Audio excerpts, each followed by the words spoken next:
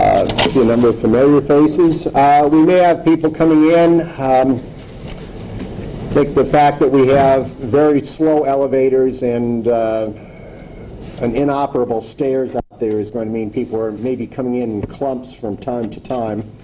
But we need to get started. I know that some students have class at 11 o'clock. So why don't we proceed? I'm Charles Ziegler. I'm chair of the Political Science Department, and I wanted to tell you just a little bit about the Grawemeyer Award for Ideas Improving the World Order before I turn the podium over to Dr. Roger Payne, who is the director of the World Order Award. In addition to recognizing him, you'll see him when he introduces it, I also wanted to acknowledge and thank Ms. Arlene Brannon, who is one in the back who's been helping direct people. Arlene does a lot more than that. She really is key in helping Dr. Payne to organize this whole process.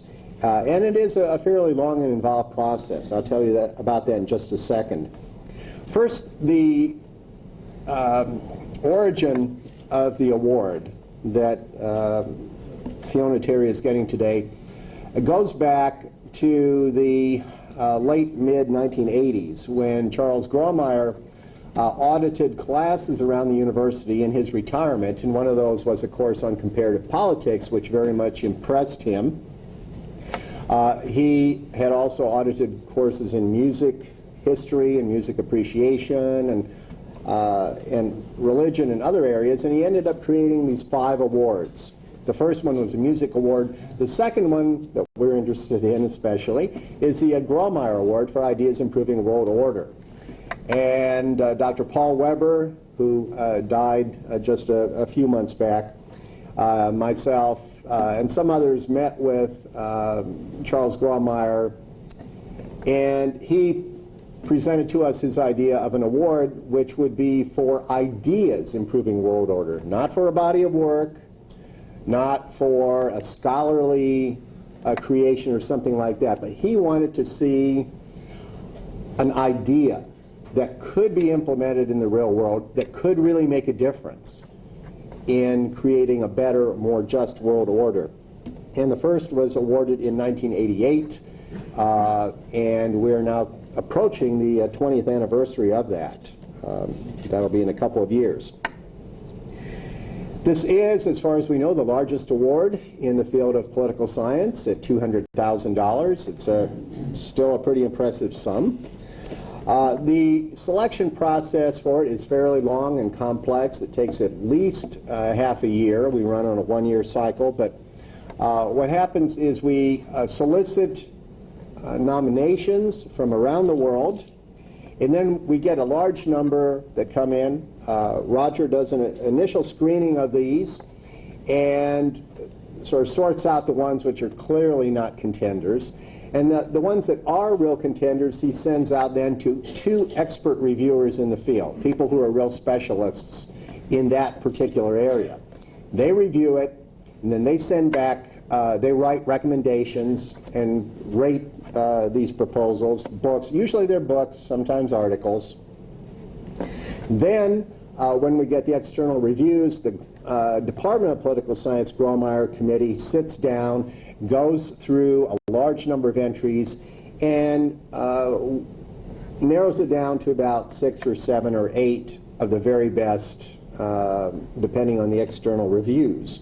Then we have the distinguished international jury of 3 individuals come in, the people who are very, tops in their profession, who have been, say, president of the American Political Science Association or chair of the Political Science Department at the University of Chicago or from University of Tokyo, places like that. They then narrow those down to 3 and generally make recommendations. Sometimes they'll order them, sometimes they'll say, well, we're not sure, we kind of like these 2, but not the 3rd. And then it goes to a final committee, which is the U of L Award Committee or the Presidential Selection Committee, made up of several officials at U of L, such as the dean, the president, myself as chairman of the department, and several lay people from outside. Charlie was very big on this, that we have entries and winners which are intelligible to people, which are not so technical that the average intelligent layperson couldn't make sense of it. And then out of that long, involved process, I think has come very, very good award winners. And that's certainly the case today with Fiona Terry's book. I'll turn the podium over to Roger Payne and let him tell you about Fiona Terry and her work. Thanks, Chuck. I'm actually not going to tell you very much about her work because that's why we're here. She's going to tell us herself. As Chuck emphasized, this is an award for ideas, but I could tell you also that if this were an award for public service, say, Fiona Terry would be a quite eligible candidate. In the last decade or so, as a humanitarian aid worker, she has served in many of the world's global hotspots, places where you and I probably would not want to travel. She's currently living in Myanmar, sometimes better known as Burma.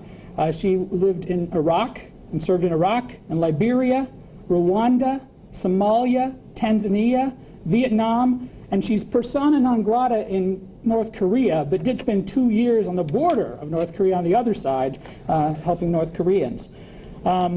But the award that we're here to celebrate, or to at least celebrate the ideas, is for ideas improving world order, and that public service, along with the PhD that she holds in political science and international relations, makes her uniquely qualified to comment on humanitarian assistance, and as she phrases it, the paradox of humanitarian action, which she's going to explain this morning. Just a couple of notes I wanted to make. You've got a biography there, and so I just wanted to tell you a couple things that you might not have known. Number one, my first hosting duty as Grawemeyer was back in 1995, and the winner that year was the Foreign Minister of Australia, although I think at that point he was already the former Foreign Minister of Australia. His name was Garrett Evans, and he took his prize, went back home to Australia, and created some scholarships and fellowships for people in Australia to study world order. One of those funded scholars was Fiona Terry. So I feel like just in a decade or so, we've already not only helped celebrate world order, but we've helped maybe improve world order to some extent. The other little bit of information I wanted to share with you is something you may have seen but didn't quite notice. If you happen to be one of the millions of Americans who make People magazine, one of the 10 best-selling mags, you may have noticed in the April 3rd, 2006 issue, which it's got Princess Di on the cover, which I guess is every third issue. But on page 13, Angelina Jolie, the most famous UN worker in the world, is carrying a stack of books, and the very top one, identified clearly if you know the book, and if you read the caption, is The Paradox of Humanitarian Action, Condemned to Repeat. So I urge you to read it as well. But first we'll hear from Fiona Terry.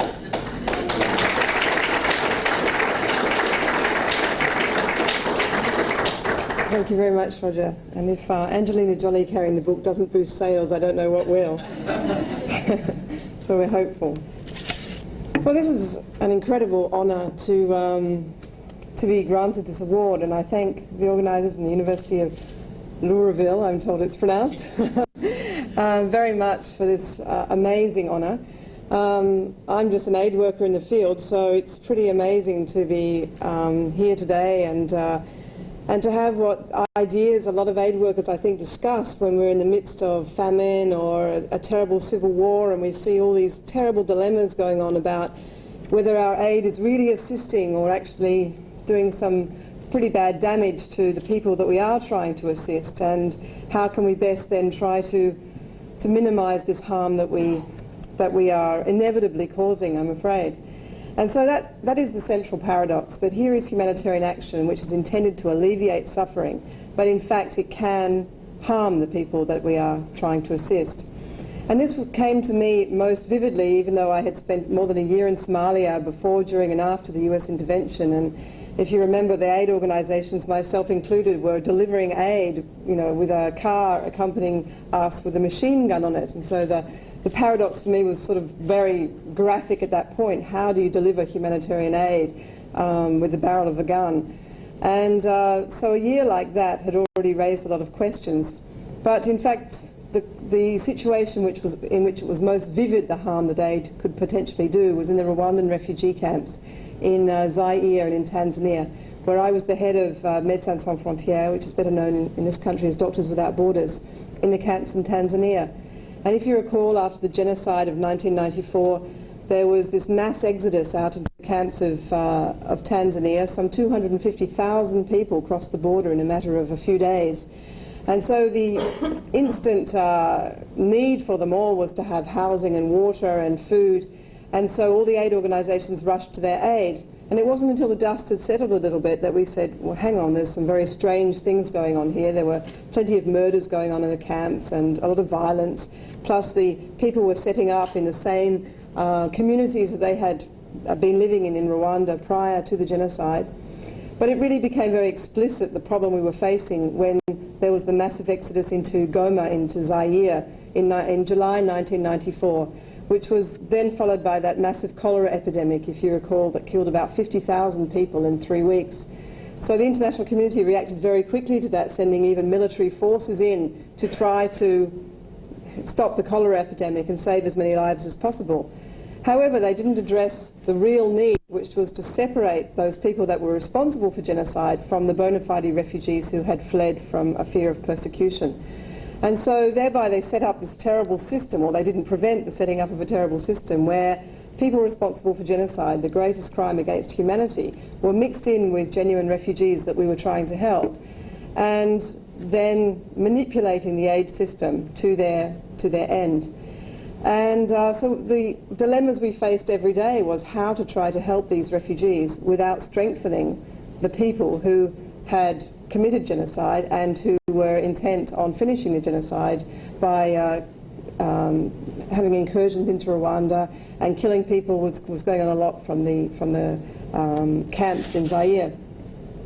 So in MSF, MSF is Médecins Sans Frontières, once we had stabilised the emergency situation and reduced the mortality to a certain extent, we had to really start discussing what was our future in the camps.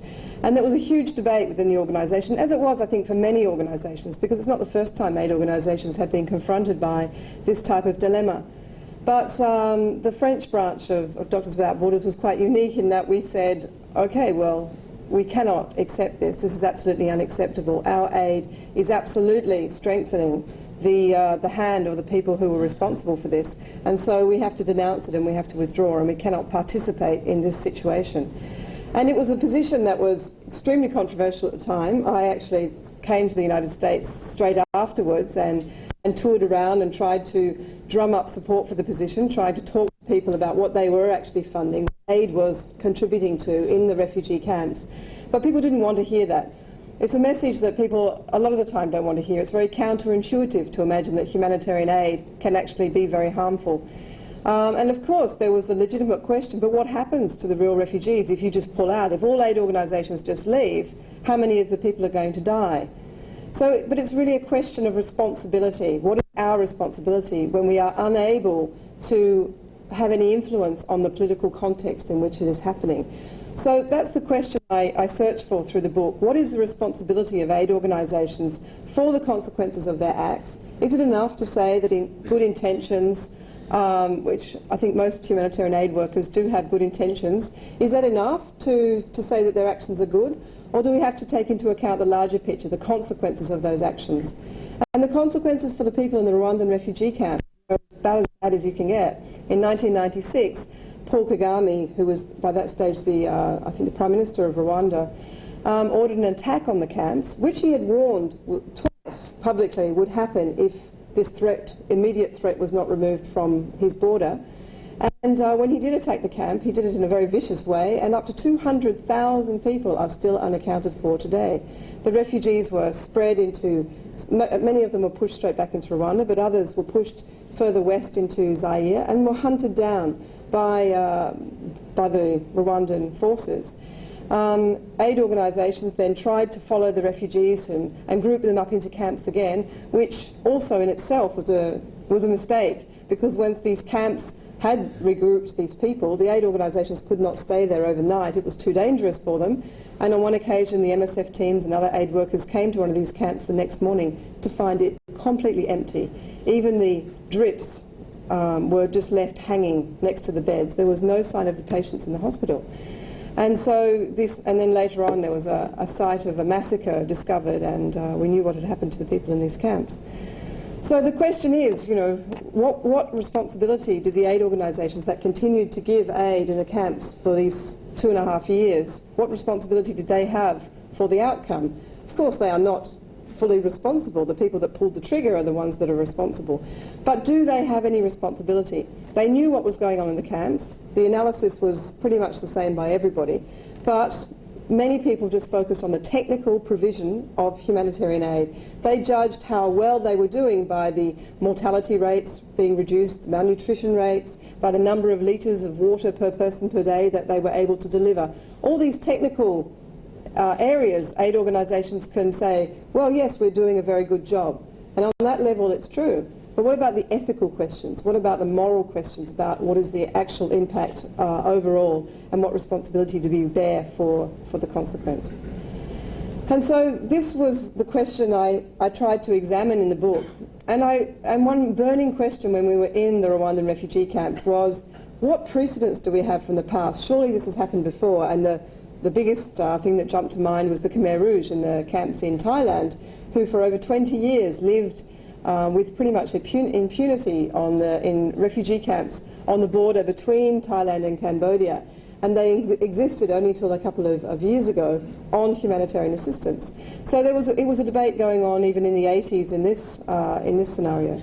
So in the book I look at many cases, or a few cases, sorry, of the militarisation of refugee camps, in order to try to search what precedents did we have in the past, and how did aid organisations look at their action in these previous contexts.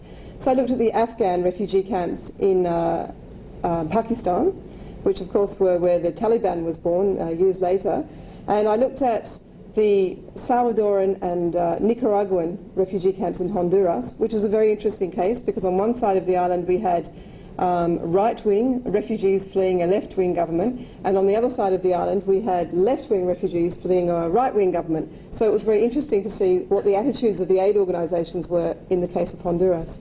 Then I looked at the Cambodian refugee camps in Thailand, which were actually on the border, and then of course the big case study on the camps in Zaire. I was also very fortunate that I went back to Rwanda at the end of '96, just after the camps were attacked. And it was very interesting because after the camps were attacked, a journalist friend of mine went into the camps and he managed to open the filing cabinet before the camps had been completely destroyed of Augustin Bizimungu, who was the chief of staff of the Rwandan armed forces during the genocide. And he was able to take a lot of these documents away. So it was the first time I think we were actually able to see, because the government had been French trained, they were very bureaucratic and they kept notes on many, many things that they did in the camps and the organisation of their accounting systems, their propaganda documents, etc. So it was just beautiful that finally we had real evidence of how a government in exile, an armed force in exile, actually used the refugee camps to promote their cause and to try to reinvade Rwanda. So in each of the cases I look at 4 paradoxes of humanitarian action. I look at the way humanitarian action contributes to the economy of war. So for instance, through the theft of food aid, through the salaries we're paying to people, etc. What is the contribution of humanitarian aid to the economy of war? What is the legitimacy that the combatants receive internationally with the international community, because that's usually what they're seeking, and also locally with their local population through the provision of humanitarian assistance? How does humanitarian assistance help in the control of these populations? And that was very important in the Rwandan refugee camps, because the people that control the food aid distribution mechanisms are the people that essentially control the camps. And then what sort of protection were these soldiers and combatants who are not allowed to be in refugee camps? Refugee camps are supposed to be purely humanitarian sanctuaries, but of course by taking off their uniforms or by pretending to be civilians, they can hide inside the camps and usually are fairly immune to attack in the past. Of course, the Rwandan case being a very big exception in 1996 when the camps were attacked. So in each of the cases I tried to look at all of these parameters, and it's really quite astounding when you think of just the economy of war, how much aid organisations can contribute. Because I looked at, in the Rwandan refugee camps, there were hundreds of NGOs working in many, many, many camps all around the country. So all around the region. So if we just took the case of one MSF project in a non-emergency period, because of course when it's an emergency you employ a lot more staff, so a non-emergency period had about 100 staff working in the health field, running a hospital, etc., for a camp of about 100,000 people. And we were paying an average between $20 a month for a daily worker up to $100 a month for a doctor in the camp.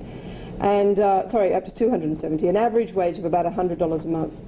And when we calculate how much at the taxation level that was being taken off by the people responsible for genocide, it equaled about $11,000 a month for one NGO in one camp. So we can extrapolate that to imagine that maybe $1 million a month was going into the hands of people responsible for genocide in the Rwandan refugee camps. So it really is quite significant. However, there was a big knee-jerk reaction after Rwanda, with everybody with hindsight saying, okay, well, aid prolongs war, so we must stop aid. And of course, this is not the argument that I was trying to pursue. I just want to make aid far more responsible. So I thought, well, how can we say that aid prolongs war? In order to say such a thing, you have to do a comparison of what other sources of income the fighters had.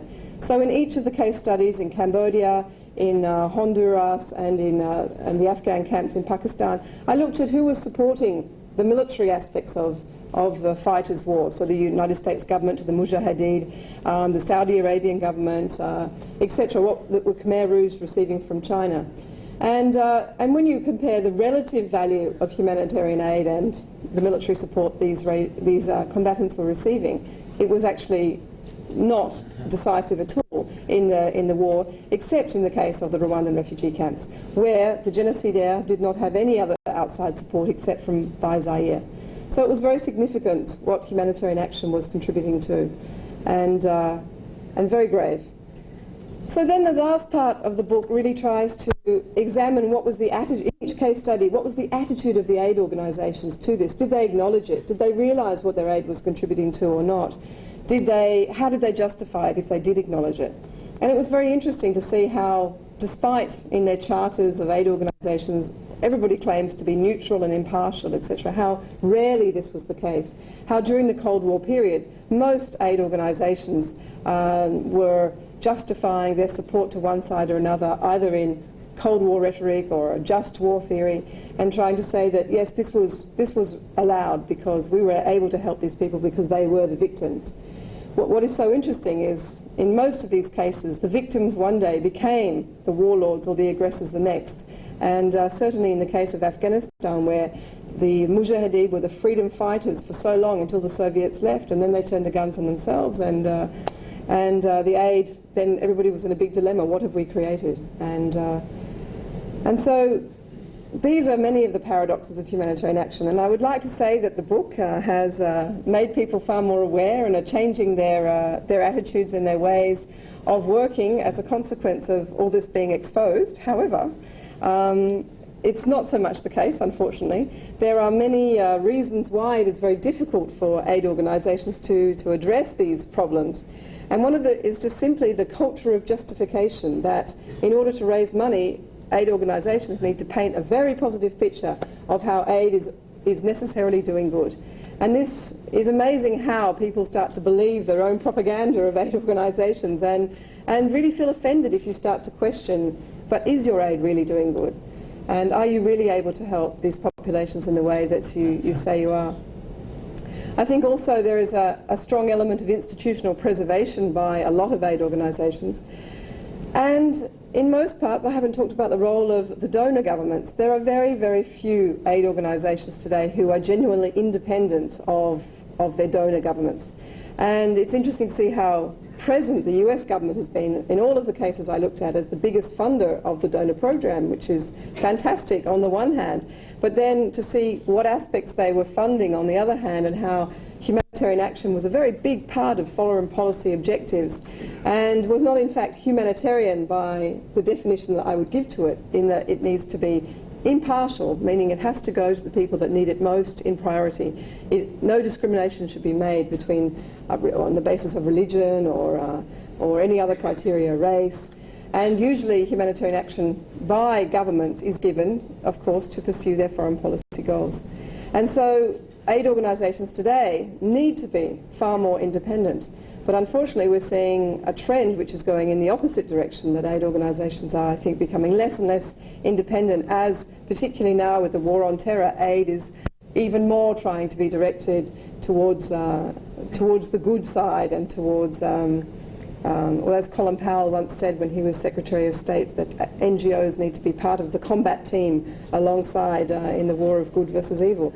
So it is very difficult. So you see today in Afghanistan that aid organisations and humanitarian aid itself is very much, injected to try to win the hearts and minds of the population. And aid organisations that accept this accept that their aid is no longer impartial, it's no longer being given on a purely apolitical basis to people who are in need of that aid.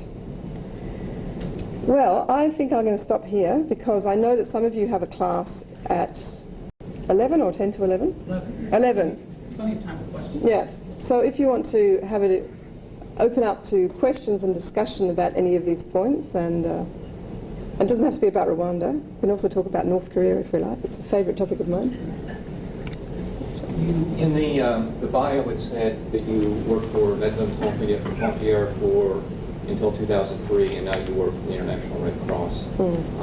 Did your book have anything to do with your departure? Not at all.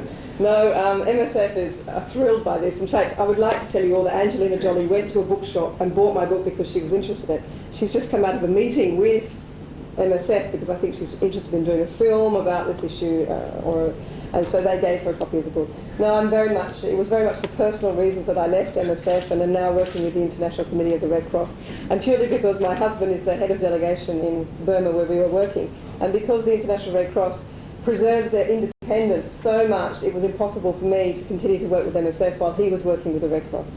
So we have 2 small children, so I've taken a step back at the moment. That's all. Yes, sure. Well, do you see that all aid to North Korea supports the North Korean government? Unfortunately, I would say yes. I would say that there is no humanitarian space in North Korea at all to work without supporting the government. No, maybe I have to qualify that. Perhaps in a purely technical field of maybe orthopedics or something like that, that is maybe possible to give some kind of aid that is not of direct benefit to the government.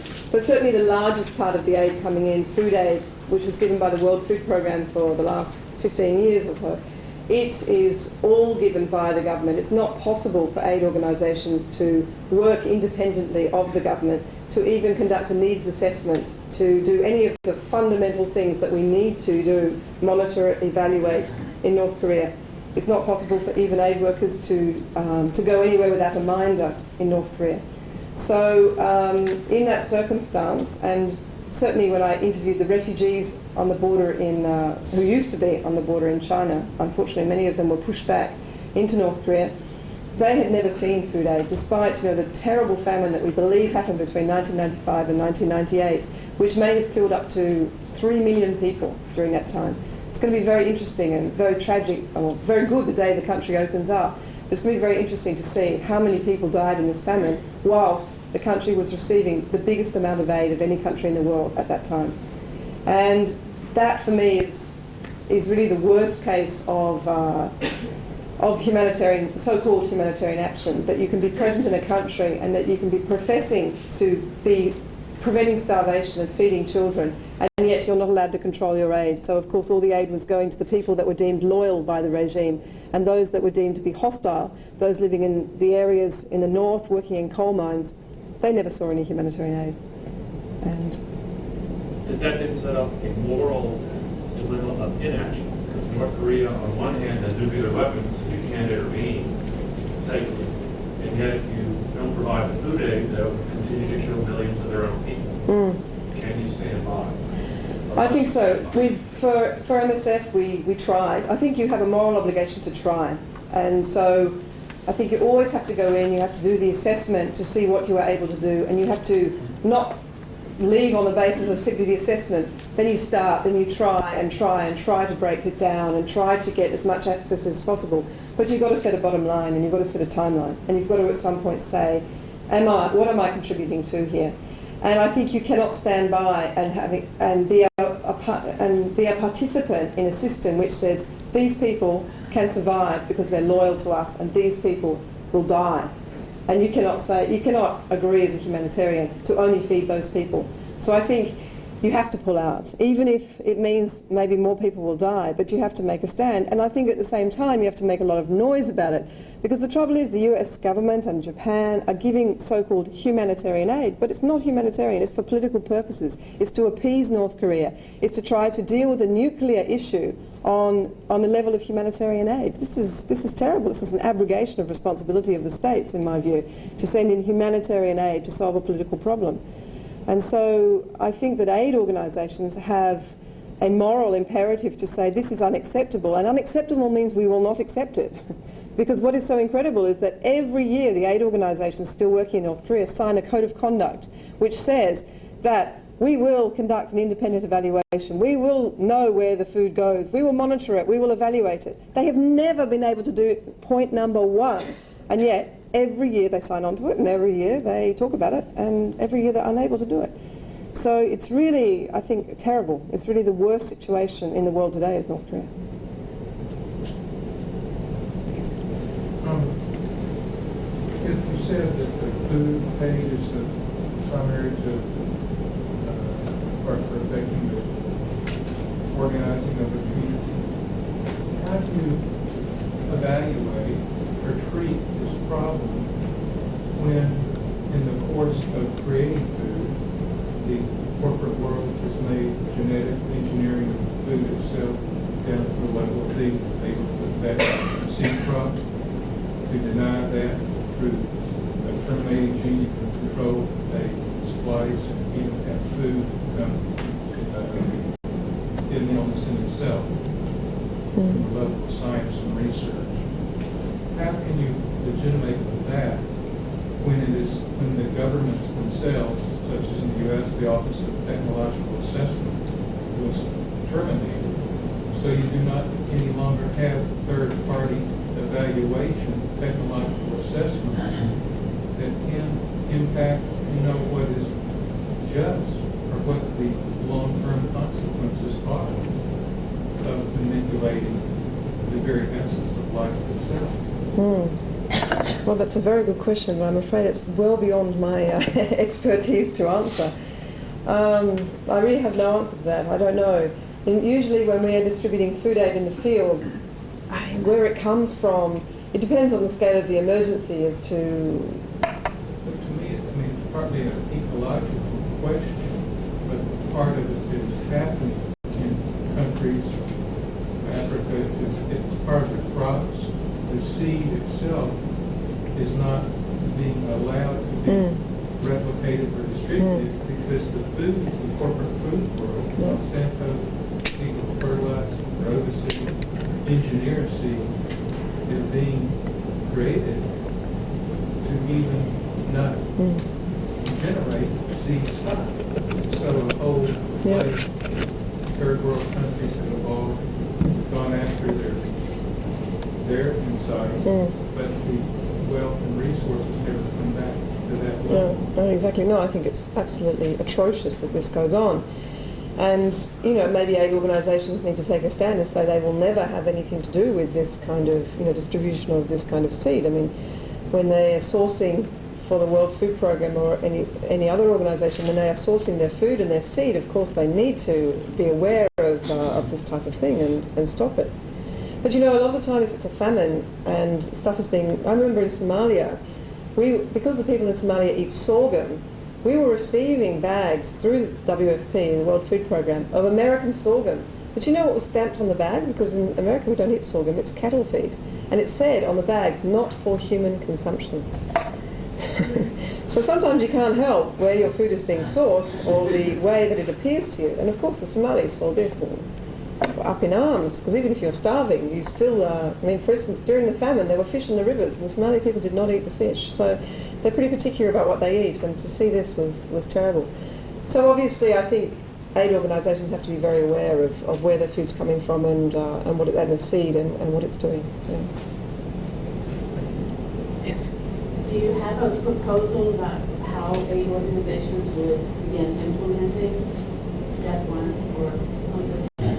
Yes, first by acknowledging what's going on, and that is the biggest step. I mean, it's amazing to see how little debate there is, unfortunately, within the aid community, that it very much closes ranks whenever there is a threat, wherever there is criticism, because their fundraising base and their very raison d'etre and their institutional preservation kick in, and you don't want this kind of debate to be too much out there. With the exception of a few organisations like Oxfam and Médecins Sans Frontières and the Red Cross, I think there's very little debate.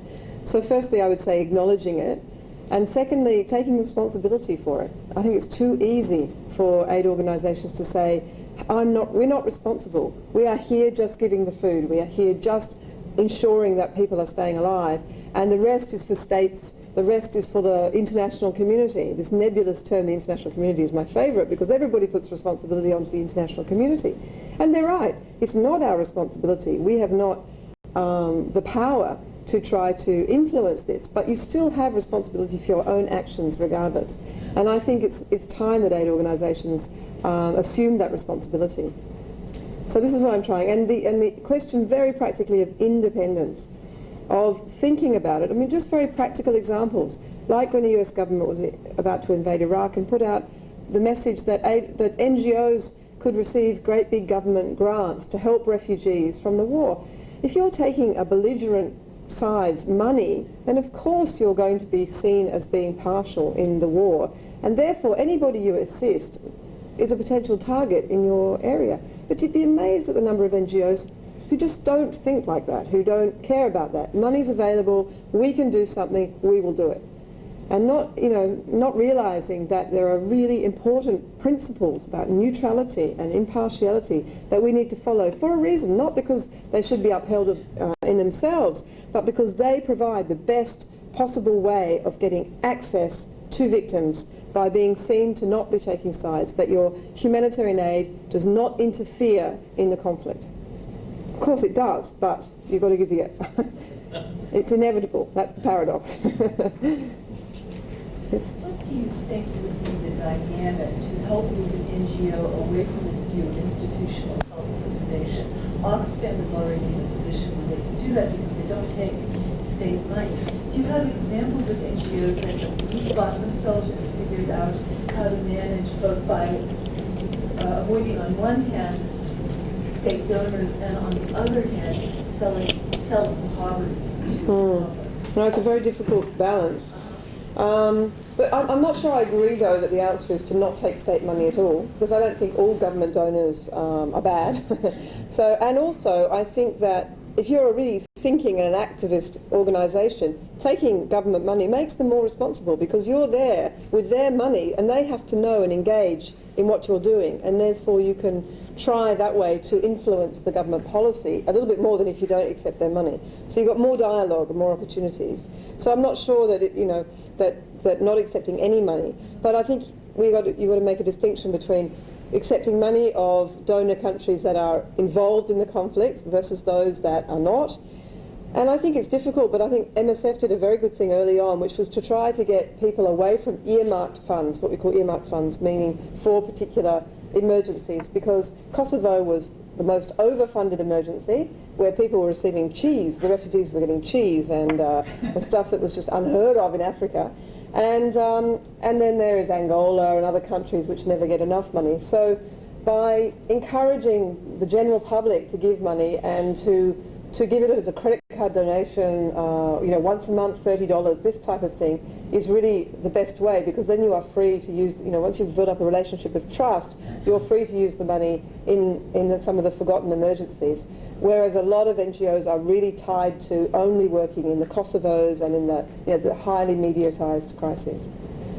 So I think it's by having a relationship with the general public, by having this kind of debate, because I don't think the general public is stupid. I think that they realise too that there is a positive and negative sides of aid. And instead of hiding behind the self-justification always of saying, no, no, no, aid is good, be reassured, we're really doing a good thing, but to engage with the public and say, look, we're doing our best, but there are some, pretty heavy moral dilemmas we have to go through, and not all aid organisations will decide to do the same thing, and everybody has different responsibilities, but at least we need to engage in the debate. Excellent. Two-part question. What is a concerned citizen to do in this situation?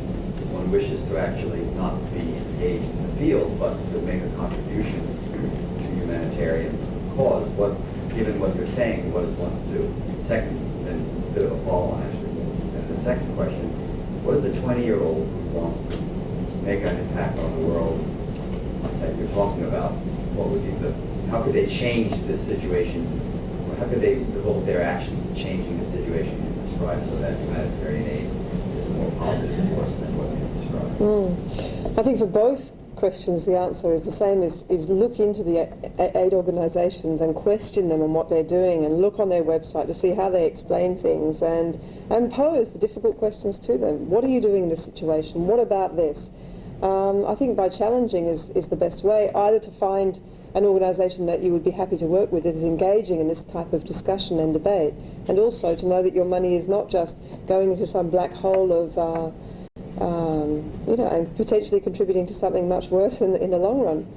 So, and there are some very good and very responsible aid organisations out there, and every context is different, and it's very difficult because you need to be constantly looking at all the different aspects of a conflict, of a situation, to see how best you can try to address the situation, and it's very difficult. In Darfur, I think it challenged aid organisations totally, and you'll see that the same things go round and round and round, but some of them think very carefully about what they're doing. But often in the field, and it's true, I mean, I spent my 20s and 30s in the field, but at a certain point, when you want to have a family, etc., that you can't go into the emergency zones anymore. And you'll see that most people out there are young, inexperienced, and so also you need to have a big continuity in the management of an aid organisation to see that there are people that did start in the field who are then going up to headquarters and who have this institutional memory of what happened. And that's lacking terribly in aid organisations. The turnover is very rapid. Sorry, over here, yes.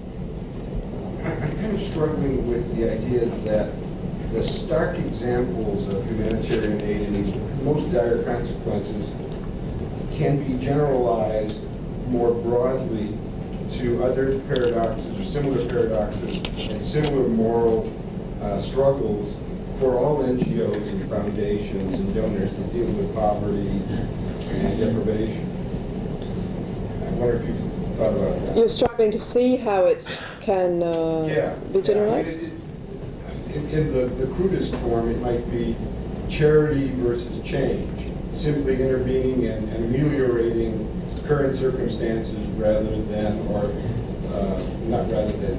but only charity versus also looking at how change could be accomplished so that the circumstances that led to the problem in the long the problem are become different. Except that for me, humanitarian action is not aiming to solve the underlying situation. That's more development.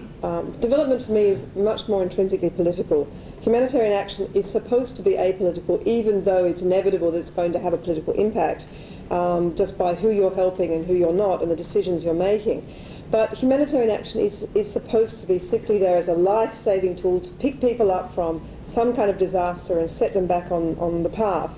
However, there are many ways of doing this. One is to focus simply on the technical side of just looking at the situation through the prism of number of litres of water per person per day, number of non-accompanied children who are looked after, etc.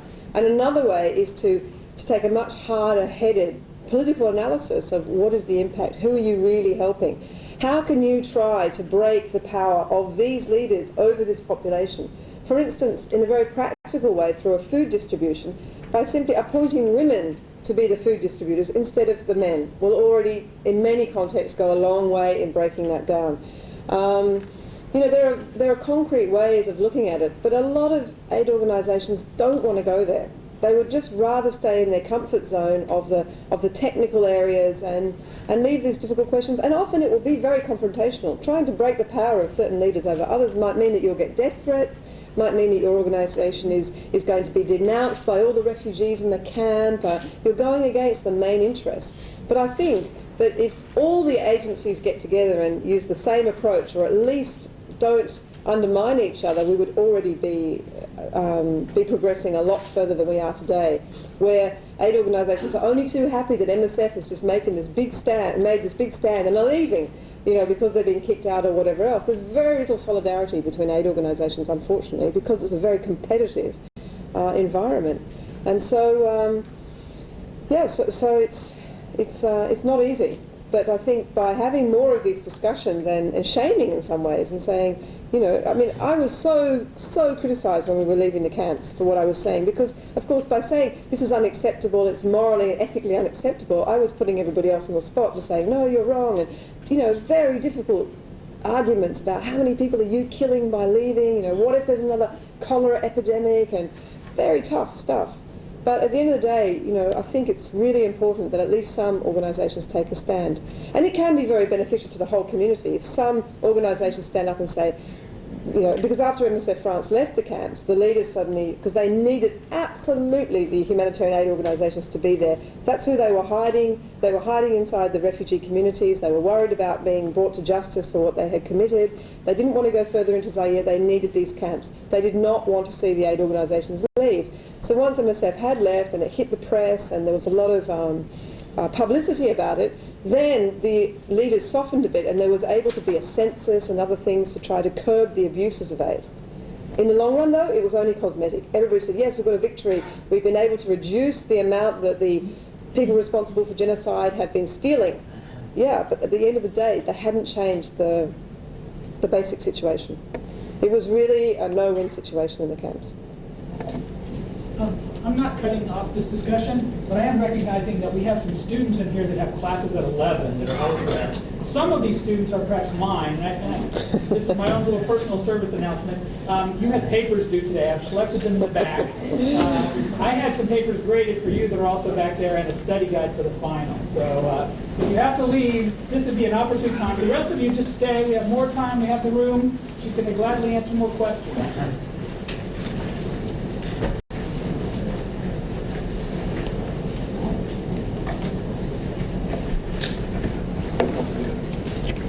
Thanks, sorry. Yes. You just said something that was sort of surprising to me in that you mentioned there's a lot of competition between the various humanitarian aid organizations. Can you say more about that and how that might interfere with the ability of someplace like MSF to exert an influence? Well, for MSF it's not such a problem because there is an amazing donor base of people who are contributing to an organisation like MSF, and it's a real luxury to have that. So MSF is not dependent upon showing its logo absolutely in the forefront of a mediatised crisis. But for many aid organisations, and they spring up with every crisis, they need to be present, they need to be visible. So when the whole issue about leaving North Korea or leaving Goma comes up, many organisations will say, we cannot afford to leave. This aid operation is paying our headquarters costs in London or wherever, and they will even admit that. And it really is a competition. Once the media is present, it's a war of the logos. Somebody made the analogy in Goma that it was like an election campaign. Wherever you went, you saw T-shirts of the aid organisations, the flag, all of which in the beginning was a protective sign. All of these logos and people putting flags on their car and stickers was all done to identify yourself in an armed conflict so that you were not shot at. It was thought to be protective, a little bit like the Red Cross as a legal symbol. But now it's become, a war of the logos, and everybody vying for the TV spot. So, of course, you can imagine what the most popular field is. It's not digging latrines, believe it or not. It's orphanages. So the number of aid organisations that are running after orphans and trying to find them and assist them, it's crazy. It's obscene somehow. Because there are some organisations like Save the Children or like the Red Cross that have an expertise in trying to reunify children with their parents, in having the whole network set up and real expertise in this. But you end up in the field literally having to compete with organisations who have just establish themselves for this emergency. And you know, it's very difficult. You can't say, hey, you know, get out of here, this is our domain. It's difficult. And you would be very surprised at how cutthroat it can become sometimes. Yes. Oh, I'm afraid very little, because I'm in Burma, and we are pretty cut off from the rest of the world. So, yeah, it's very difficult for me to. I just know that it's very difficult in Darfur, and a lot of the mistakes that have been made in the past are being made again. But yeah, it's very difficult. There's an emergence of support for Darfur, and a lot of money is being given to them, to organizations to help in Darfur. I'm wondering how it's being used. Yeah. No, I'm sorry. I just know that it was very late, the outpouring for Darfur. But no, I'm afraid I really can't comment on Darfur. Yes. You mentioned before that women could give out the food. 9 women went from U of L to the UN conference in Beijing. That's now 11 years ago. And what they came back with is the long-term solution is to empower women. And 2 years ago, I had the privilege of visiting a school about 15 miles outside Islamabad. And their theory was, you win by empowering and educating little girls. So it is that, contrary to neutrality and impartiality to be gendered, that the answer is going to be empowering, not big projects, individual women. Give them sewing machines, give them a cow, give them something. And if you make women independent, you solve the population problem, for one thing, or you go towards solving it. I think it's different from place to place. I think in a country like Afghanistan, it could be very dangerous and difficult for the women to empower them, and this has certainly been tried. However, giving food to women in Afghanistan and elsewhere, making them come and collect the bread, for instance, is a way of ensuring that the children get fed, frankly, because in a lot of contexts, the men will not have such a feeling of responsibility for the rest of the family. And so if they're in charge of the food rations, maybe not all of it will make it to the house. As a generalisation, it's very difficult to generalise. Perhaps it's a really politically incorrect thing to say in America. I mean, I think women and children are often the most vulnerable in any situation, and so it's not contrary to the principle of impartiality to aid them in preference because they are the most vulnerable. Giving cows and sewing machines is not usually what we do in humanitarian relief, because that's more developmental. It's more trying to get people back on their feet. And empowering in itself is a word I personally wouldn't use, because empowering is a very political term about empowering whom over whom. I would say, you know, making women responsible for, and channeling a lot of aid through women. I certainly would agree that it's, in many cases, it's a very effective way of just trying to trying to ensure that the aid gets to the people that you want it to get to. Yeah. Yes. Yeah, just thinking about ideas. From what you just said, is it possible that the distinction, the fundamental distinction between humanitarian and developmental intervention is no longer a viable one, and that folks like you who are so immersed in this field, and maybe our colleagues in political science and IR, have to come up with a new set of ideas that no longer respect that division, because it doesn't seem to be working very well. No, exactly, it's not. And I think it's a division we use less and less now, because you've got HIV, I mean, and it's an emergency for everybody that has HIV, but it may not be considered as an emergency in terms of a time frame. You've got more and more situations of slums in cities, which may be developed cities, countries, where you would not normally associate humanitarian aid, but in these slums, you've got real situations of intense violence and epidemics and things that you would see often in other countries. So yes, we have to redefine and just break down this distinction, which is difficult because in humanitarian action there are just certain principles that are incredibly important and define what is humanitarian. So, I mean, impartiality, neutrality not so much, I would say, but impartiality, giving aid on the basis of need alone as your, not on the basis of any other discrimination, that is the most important principle. And then independence is also incredibly important, because you can only fulfill the principle of impartiality if you are genuinely independent. So there for me are the two most important. Development in my understanding of development, it's a much more political process aimed at social change somewhere and changing for the better. You cannot be neutral and be aiming for social change at the same time, so it can lead you into trouble there. The idea with humanitarian action is you want to persuade everybody that all you are interested in doing is helping these people. It's a real, all these principles are aimed at access, getting access to the victims, giving nobody a pretext to say, no, you cannot go there because what you're going to do is empower these people against the regime and therefore we will not let you go. So that is the importance of the distinction with humanitarian. That's what it's aiming to do. But yeah, it's no longer defined as a purely emergency situation because HIV, urban violence, these things are all emergencies in their own right. Yeah. Yes. Can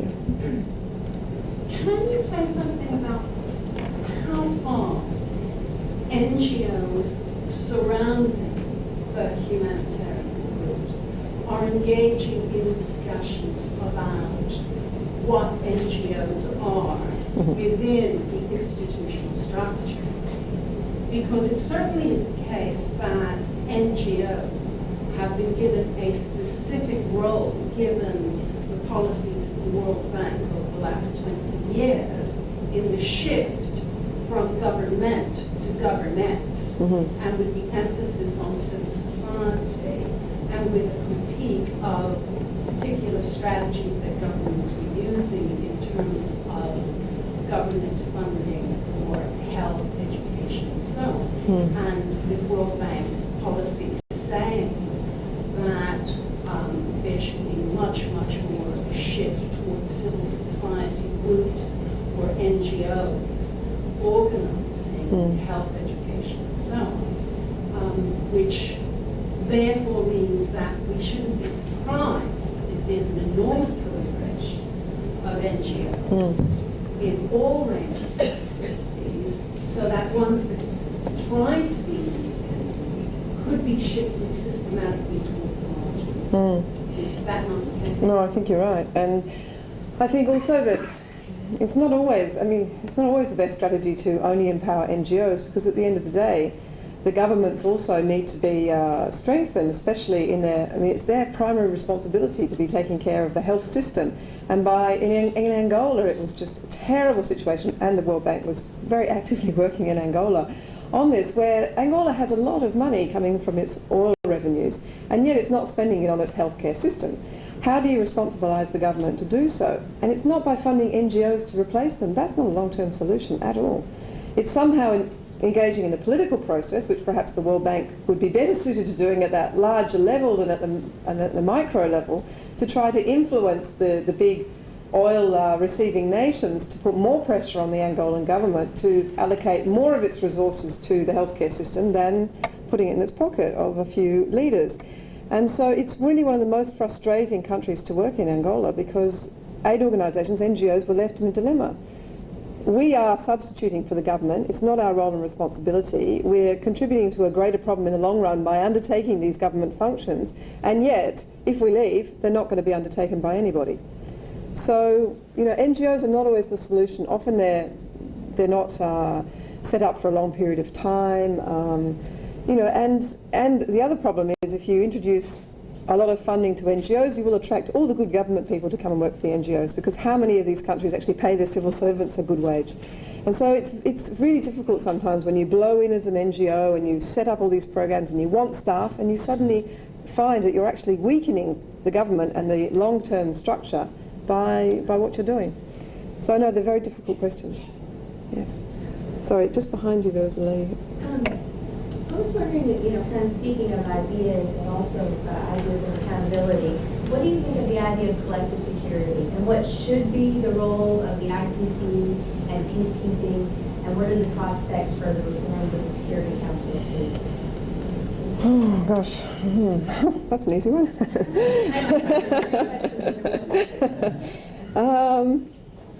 Well, let's start with the last one. I'm a little pessimistic about the reform for the UN, but I certainly think it needs some reform. Peacekeeping. I've been in so many peacekeeping operations, and I've seen some really great ones. Sierra Leone was probably the most successful, and some pretty horrendous peacekeeping operations. So it certainly needs a big shake-up. The ICC, I think, is a fantastic invention, and I hope, and especially as part of my job now, is disseminating international humanitarian law in Burma, which is a pretty interesting place to be doing it. So talking about the ICC, well, I don't do a lot of that actually, but trying to talk about, respecting these laws is difficult. But I think having set up the ICC, and now people like Charles Taylor being put before the court in Sierra Leone, that is really great. I mean, this has to have a longer term. I mean, leaders around the world, they do see this type of thing, and I think maybe if it helps them think twice before they commit some form of atrocity. I mean, I worked in Liberia for a year during 1995, and so know Charles Taylor personally, and there could be nobody happier to see him where he is. He was really somebody that made the people's life a misery, even if he's only charged on what he did in Sierra Leone and not on what he actually did in Liberia. I think it's really fantastic to see these courts in action. And people talk about international humanitarian law becoming less and less relevant in the global war on terror in these days, but in fact, these are significant improvements and signs that international law is not going away. It's being strengthened with every single indictment that's made, every person that comes before a court. And I really feel that leaders are watching. They know what's going on. So it's great. I don't know if I really answered your question, but yes, and then yes. Regarding the World Bank, in the Confessions of an Economic Hitman, it was pointed out, I believe, that the World Bank was part of the problem because it overloads a country with too much indebtedness. How do you communicate or establish a system of governance or prepare a country for this sort of capacity to manage financial credibility when, in the age of our digital commerce, you can trace out a bribe. You can look into it from who's getting money electronically. If I had the answer to that, I think I would run as the president of the World Bank. I'm sorry, I really, that is really beyond my area of expertise to such questions. I don't know. Sorry, yes. I have a question about failed states and humanitarian aid. Like, for example, Somalia, do you feel like the peacekeeping operations actually increase the paradox of humanitarian aid, helping the warlords or the opposition forces, or is there some kind of happy medium you can find inside that kind of situation? I think it depends. Did everyone hear the question? In Somalia, did the peacekeeping operation actually contribute to the paradox of humanitarian action, or did it lead to some amelioration of the situation? Somalia is a very interesting case because it depends on whose statistics you use, but there was a very good report. I think the Refugee Policy Group in Washington is now defunct, I think, but they had a very, very good report done on Somalia, and where through epidemiological data they tried to establish how many people died and at what time. And like a forest fire, a famine actually does burn out simply by not having enough people anymore to kill at a certain point. And I think we had already gone past the peak by the time the US intervention occurred.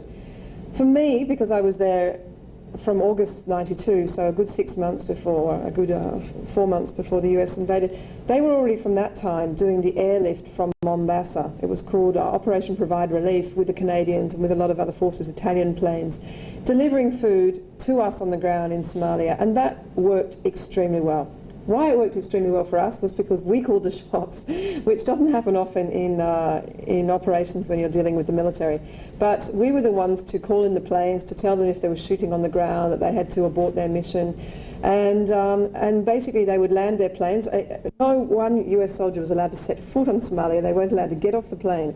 We would back our trucks up to the back of the plane, offload the food, and try and get out to the villages.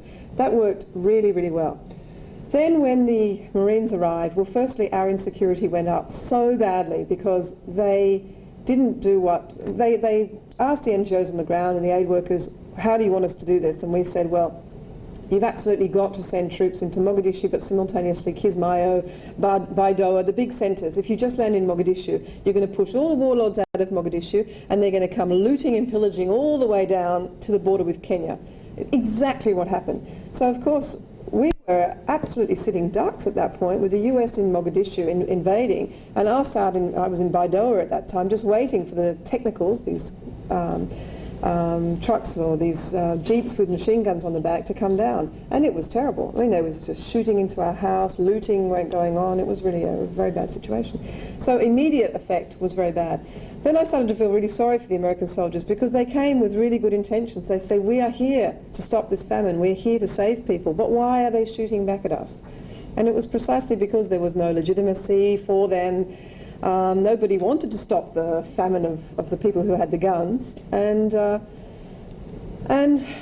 think had it been resolved, the question of whether the Americans were going in to disarm the combatants or just simply to protect the delivery of aid, a lot of the problems could have been solved. Because for me, peacekeeping and peace enforcement operations are absolutely ridiculous if they're only sent in to protect the aid. We're giving the aid to people to save their lives. It's them that need protecting, it's not us. And so maybe as part of it, if aid is a target for looting, maybe some protection is needed. But we honestly prefer never to be escorted by the military, because you become a target. We much prefer to negotiate on our own behalf, to try to make a deal with the warlords and to say, listen, it's in your interest to have the people in your territory surviving, and we can help with that. When the military comes in, it often gets very quickly simplified.